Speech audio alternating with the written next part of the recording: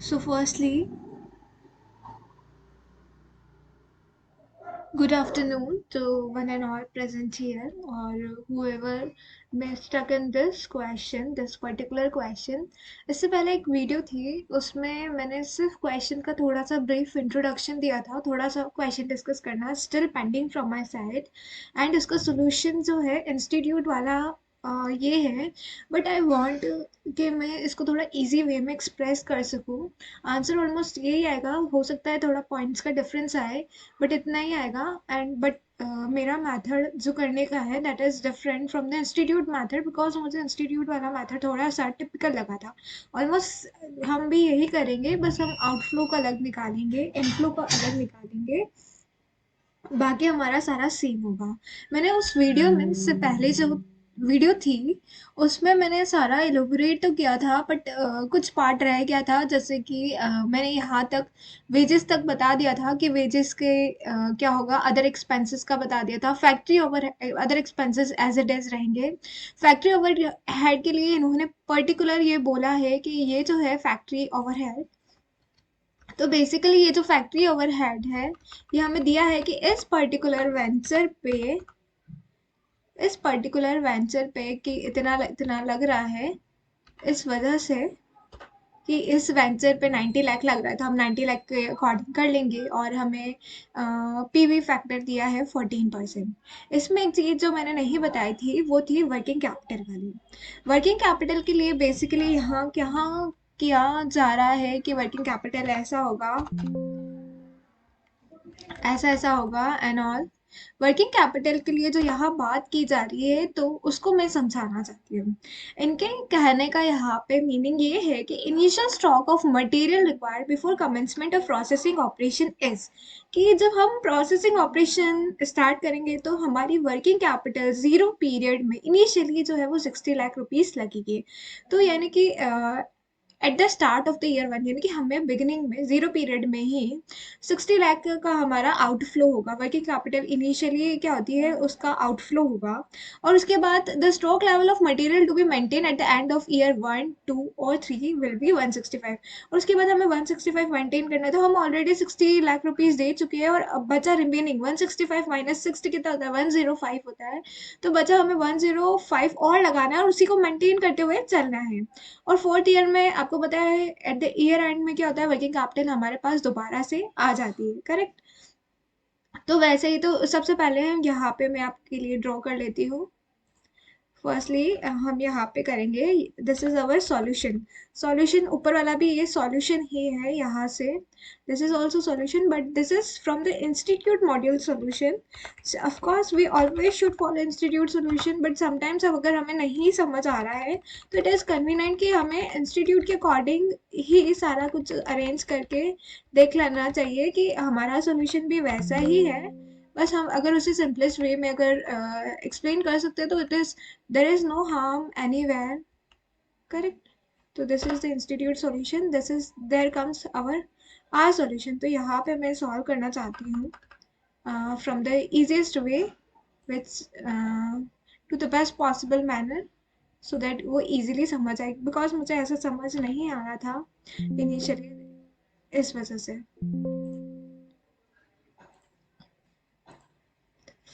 ओहो, ये क्या हो गया, कैसे आएगा.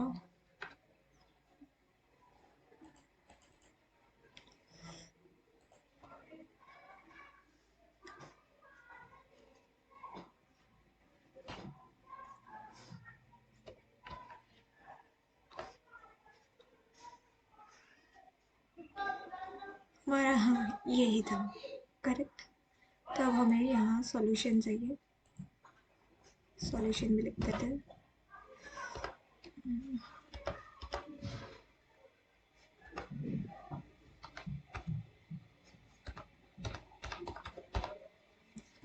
यहाँ पे मैं सॉल्व कर देती हूँ. सबसे पहले आउटफ्लो निकालने की कोशिश करते हैं विद द गिवन इंफॉर्मेशन से, कि आउटफ्लो के लिए हमने जो जो दिया था उसके अकॉर्डिंगली.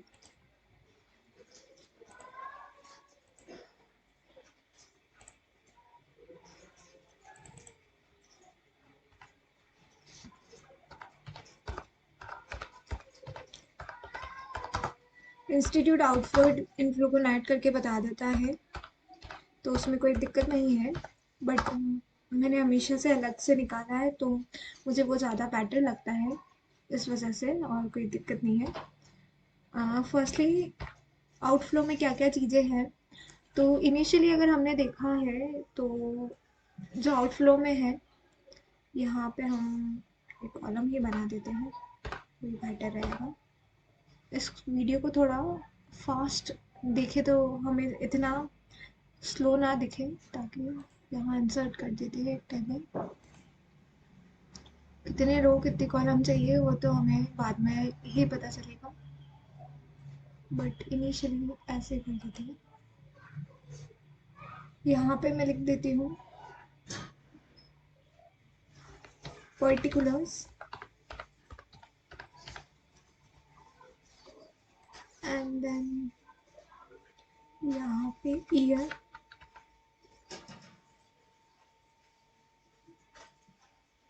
यहाँ पे हमें लिखना होगा नॉट इन लैक्स, फिर यहाँ पे उसका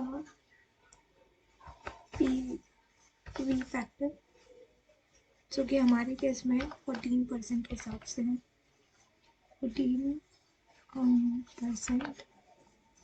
देन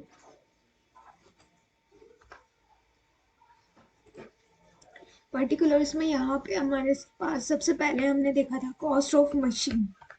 कॉस्ट ऑफ मशीन हमारी थी 600 लाख, तो वो लिखना है हमें कि हमारा जो है अमाउंट लैक्स में है ऑलरेडी, 600 लाख था। उसके बाद अगर हमें मशीन लगा देते हैं तो हमें पेनल्टी भी पे करनी है, कंपनसेशन पेनल्टी, करेक्ट। कंपनसेशन वाली पेनल्टी तो पे करनी ही पड़ेगी अगर हमने मशीन ली है, तो वो भी हमारा आउटफ्लो जो है दैट इज सर्टेन है, वो हमारा था 90 लाख। उसके बाद हमें वर्किंग कैपिटल के लिए पैसा लगाना था। वर्किंग कैपिटल के लिए एक और कॉलम मैं बनाना चाहती हूँ, और वर्किंग कैपिटल के लिए यहाँ पे एक और कॉलम बना देते हैं, कैलकुलेशन ऑफ वर्किंग कैपिटल।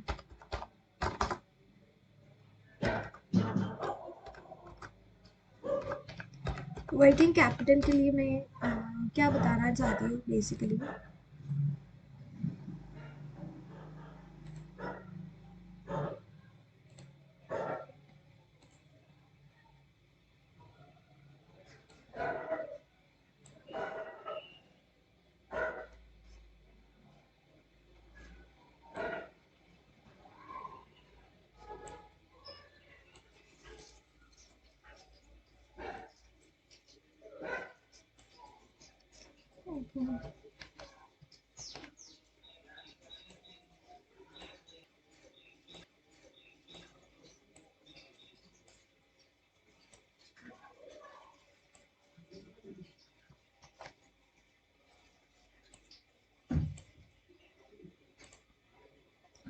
जब हमारा ईयर 1 होगा, ईयर 0 होगा, सबसे पहले इनिशियल जो है, देन 1 होगा, देन 2 होगा, देन 3 होगा,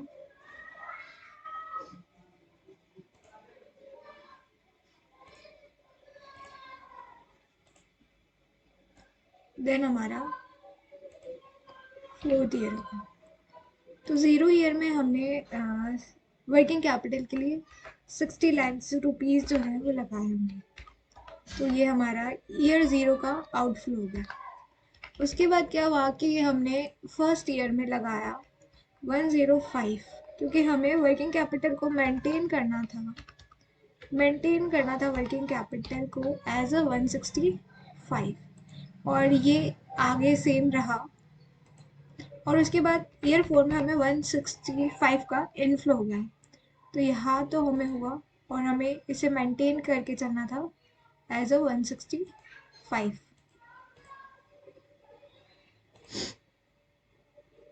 165 मेंटेन करके चलना था हमें।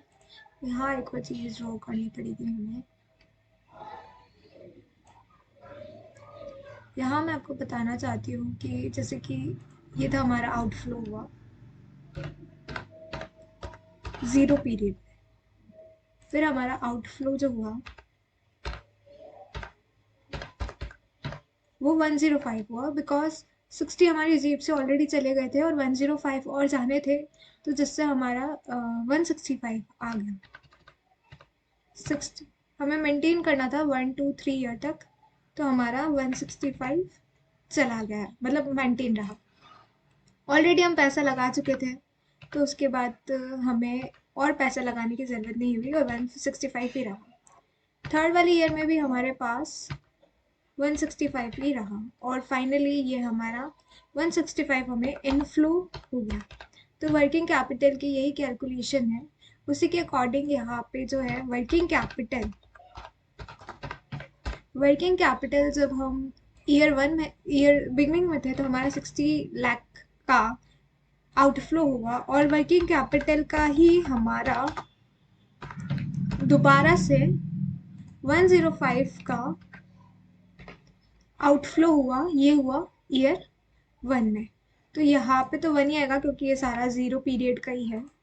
यहाँ पे भी कंपनसेशन बिगनिंग में दी है, वर्किंग कैपिटल 60 बिगनिंग में दी, और 105 वाला जो है वो हमने क्या हुआ फर्स्ट ईयर में दिया, यानी कि यहाँ पे आएगा हमारा 0.877 0.877। तो अकॉर्डिंगली इसके अकॉर्डिंग यहाँ आएगा 600 लाख, यहाँ पे आएगा 90 लाख, यहाँ पे आएगा 60 लाख। और जब हम इसको कैलकुलेट करेंगे, ये एक्सेल तो है तो यहाँ फॉर्मूला नहीं लगेगा, इसलिए हम कैलसी पे कैलकुलेट कर लेते हैं। और इसका जो आएगा वो आएगा 105 इंटू 0.877, तो इट विल बी 92.085। आप कैलसी पे कैलकुलेट कर लीजिएगा। और इसका हमारा जो टोटल आएगा, और there will be total,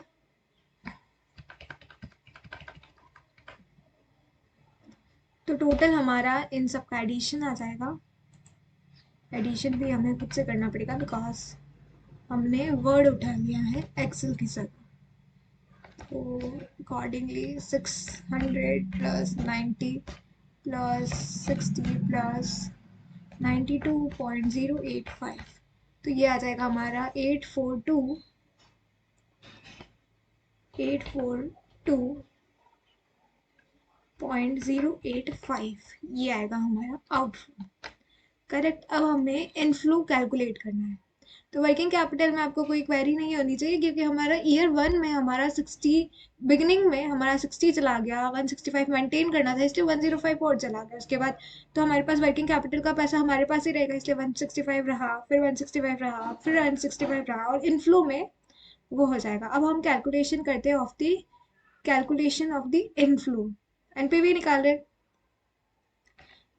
C F I T निकाल रहे, सॉरी एनपीवी नहीं निकाल रहे, सी एफ आई टी निकाल रहे। सो अब हम करते हैं नाउ द कैलकुलेशन ऑफ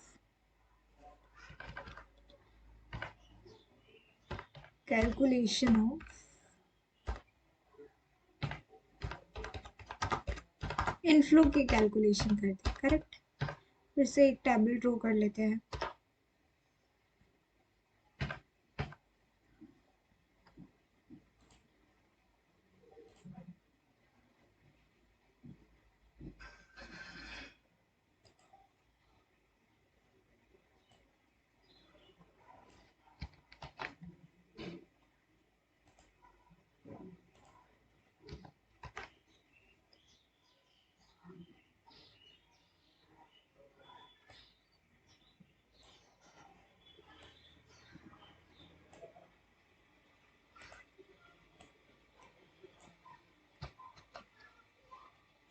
यही से कर लेते हैं। इनफ्लो में हमें क्या क्या चाहिए था, तो सबसे पहले तो मेरे को यहाँ पे ईयर लिखना पड़ेगा। टेबल की साइज छोटी है काफ़ी।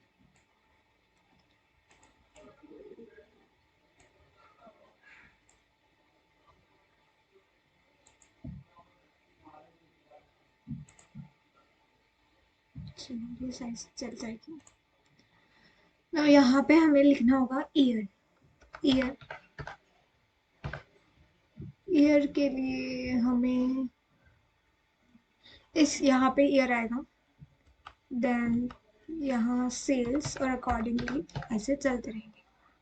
ईयर के लिए हमें क्या, हमें ज़ीरो पीरियड में कुछ ऐसा हुआ है तो ज़ीरो ईयर तो हमने ऑलरेडी अलग से दिखा रखा है, तो हमें वो दिखाने की ज़रूरत नहीं है। ईयर 1, 2, 3 एंड 4 सारी ईयर्स है हमारे पास। उसके बाद हमारे पास सेल्स की डिटेल है क्वेश्चन से कि सेल्स कितनी कितनी है, तो सेल्स जितनी है हम उतनी दिखा देंगे।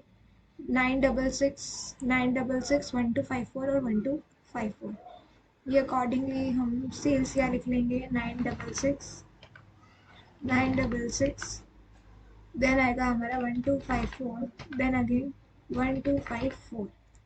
उसके बाद सेल्स के बाद हमारा जो नेक्स्ट है, सेल्स सेल्स के बाद सारी हमारी कॉस्ट दी रखी है। जैसे कि मटेरियल कंजप्शन में हमारा कोई एडिशनल इंफॉर्मेशन नहीं है, तो हमें मटेरियल कंजप्शन तो एज इट इज़ लिखना होगा जैसे दिया है। तो मटेरियल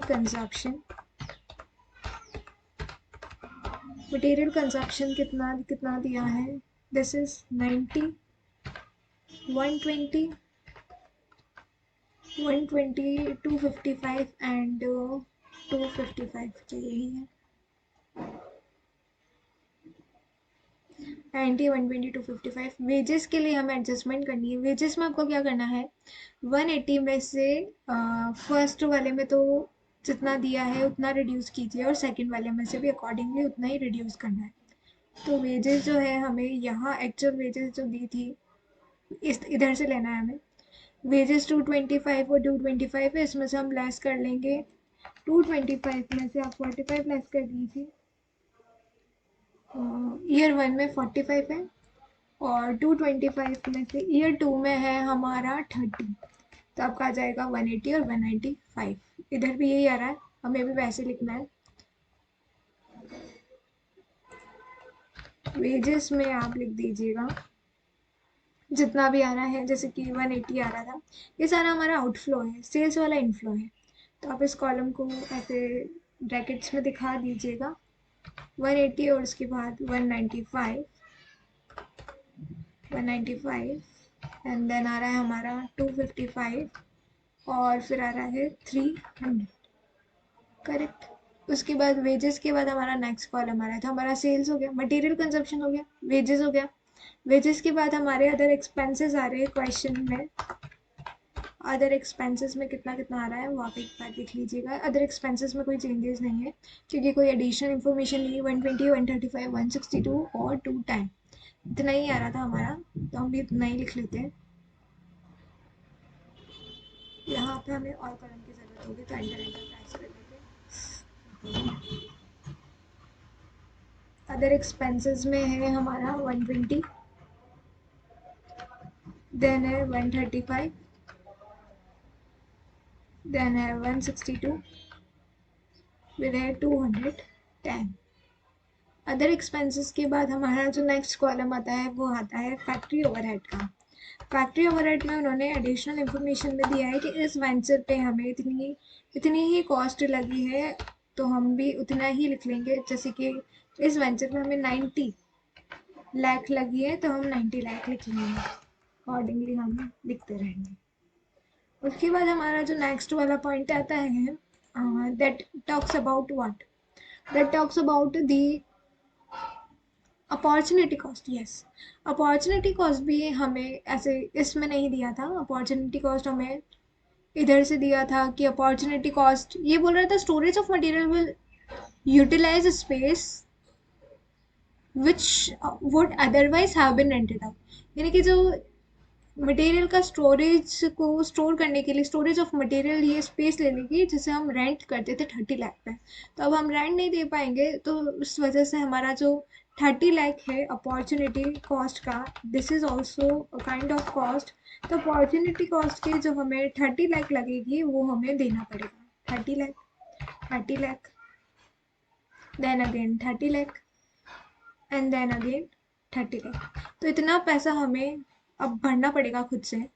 फिर नेक्स्ट आता है हमारा, नेक्स्ट वाली जो कॉस्ट है डेप्रिसिएशन। डेप्रिसिएशन हमें क्या CF80 निकालना है, तो हम सेल्स में से सारी वेरिएबल दीज, ये सारी चीज़ें जो है ये सब सब्ट्रैक्ट होगी यहाँ से यहाँ तक। कैसे लिखूंगी? ये सारी चीजें लेस होगी। यहाँ लिखना था।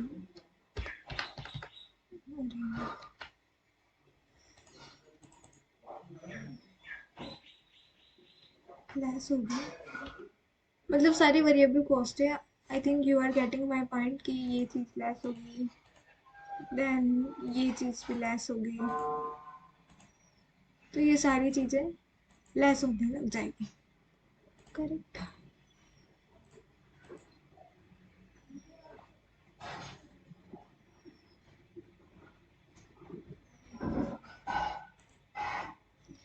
ये सारी सेल्स में से आपको इसको लेस करना है। यहाँ ब्रैकेट लगाई देती हूँ।